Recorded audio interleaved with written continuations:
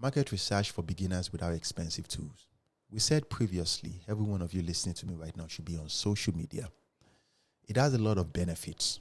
For one, people get to see you, people get to know the brain behind the brand. And second, it gives you an opportunity to study your competitors. It gives you an opportunity to know how they post, what do they talk about, how do they interact with their users. It also gives you an opportunity to go into the comment section and read the complaints and the criticism of their users, of people that have used their brand, things that people are happy about, things that people are not happy about. It gives you opportunity to read through the reviews, to do your,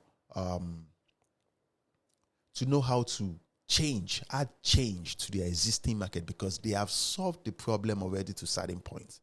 It gives you an opportunity to see the solution you're bringing to that market from from a user standpoint because, obviously you're trying to be their competitor.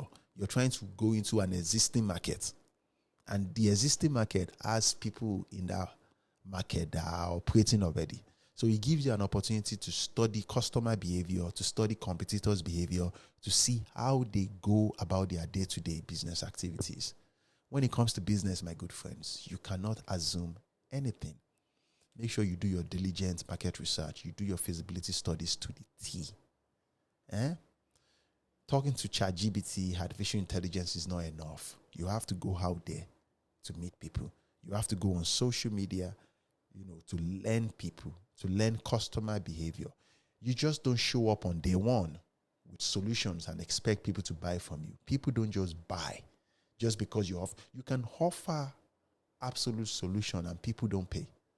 You get me? You have to understand the psychology of both competitors and users. I'll see you around.